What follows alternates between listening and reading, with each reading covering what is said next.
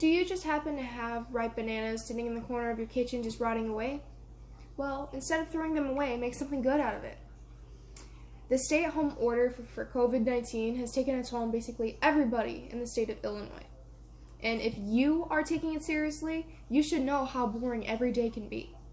So why don't we make things productive and make some chocolate chip banana bread?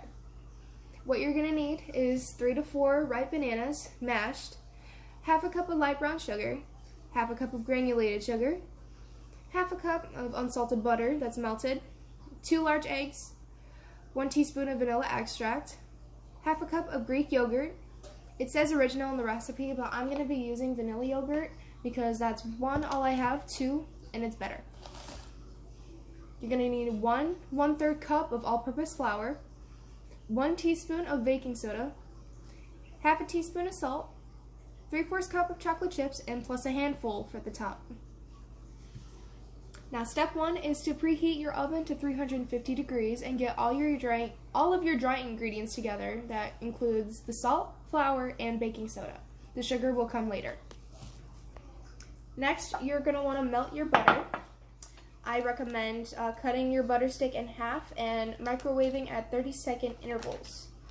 And make sure that the butter is thoroughly melted.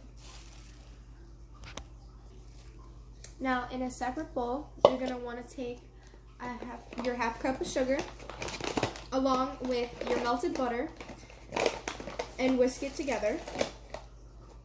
Now, this may require some vigorous whisking/mixing. If you want to, you may use an electric mixer to be able to help with the process, but by hand is always fine too. Now, after some time of mixing, you're going to get like a pasty consistency, as I said before. And then once you get a pasty consistency, you're going to want to add in your mashed bananas following the eggs and the yogurt and the vanilla. When mashing the bananas, I find it easier to be able to use a fork to mash them instead of a whisk, just because you can like press down on it and be able to like get a good consistency with it. Now once your bananas are mashed, you're gonna get a consistency that's kind of like this. I'm not gonna spill it all over the counter. And then, as I said, you're gonna add in your eggs and yogurt and vanilla along with the bananas.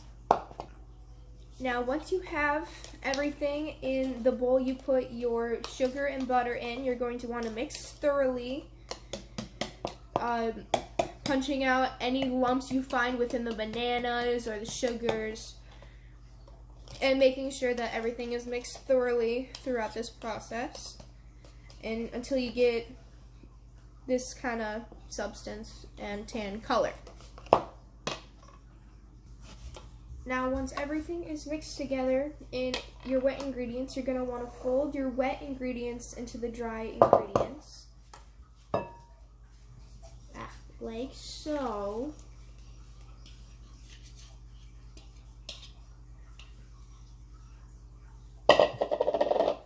And then you'll want to whisk together until you get a batter-like consistency, like cookie dough or brownie batter. Now this may take some time to be able to get everything from the bottom of the bowl into the mixture, and it's going to take a lot of effort to be able to get everything mixed together. Now once you have your batter mixed together, you're going to want to take your chocolate chips, or in my case, chocolate chunks. You want to take 3/4 cup of that. And then you're going to want to pour it and fold it into your mixture. And make sure that there's an even amount of chocolate within all of your mixture. And if you really want to, put in a little extra. I mean, who doesn't like chocolate? Once you have your batter and chocolate chips all mixed together, you're gonna want to take your you're going to want to take your loaf pan, or in my case, my mini loaf pans, and you're going to want to grease them. In my case, I'm using Crisco. And you're going to want to grease them just so then the batter just doesn't stick to the inside once you pop them in the oven. Now once you've greased all of your mini pans or your big loaf pan, you're going to want to scoop in your batter into the loaf pans, just because why would you want to pour it? That just make a huge mess. And you'd want to fill it about a third of the way to the top. Well, actually no, you want to fill it a third from the bottom, just so then you have just a little bit for the batter to grow. I'm not sure how much I've made to be able to fill all these. I currently have 6 pans sitting in front of me right now. I may need more. So I had just enough batter to fill about 5 mini loaf pans. So if you're going the mini loaf pan route, you're gonna need 5 mini loaf pans. They sell them at Walmart for about 98 cents, so you're good. Now you're gonna want to take a handful of your chocolate chips or chocolate chunks, and you're just gonna want to sprinkle a couple onto each loaf, just for a little extra pizzazz. And this is if you decided not to put a little extra in your batter. I'll cut that out. And just to be safe, when you're done, you'll want to take your mini loaf pans and you'll set them on a bigger pan, just so they don't fall through the grate when you put them in the oven. Now, speaking of the oven, when you go to put them in the oven, you already have your oven preheated to 350. So then you're going to want to bake for 1 hour. I think it's an hour.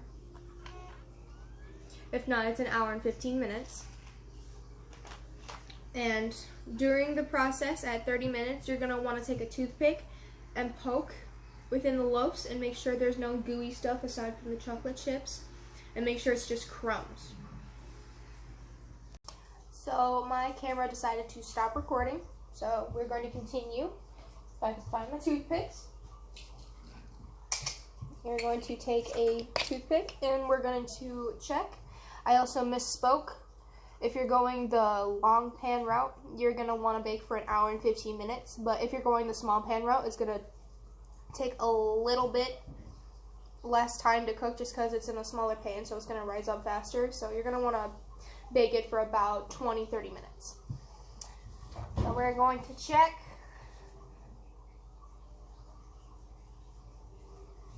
And as you can see, it's all crumbs, so she's ready to come out of the oven. Also, I messed up. I forgot to add the brown sugar, so I understand that I may have screwed up. So I ended up having to take the batter out and put it back in the bowl, mix in the brown sugar. It also ended up mixing in the melted chocolate chips, so she's looking a little brown. Now once you take it out of the oven,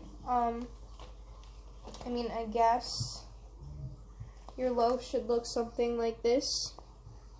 Well, this is what mine looks like, but it's because I had to put in the brown sugar. And you'll want to let that cool for about 30 minutes. And then you're good to eat it. Make sure you store it at room temperature in an airtight container. And that's it. So, to conclude, baking is a great skill to have, and honestly, if you're good at it, your family will love you for it. I hope this was helpful, and hopefully that you put this skill to use, and you make people happy.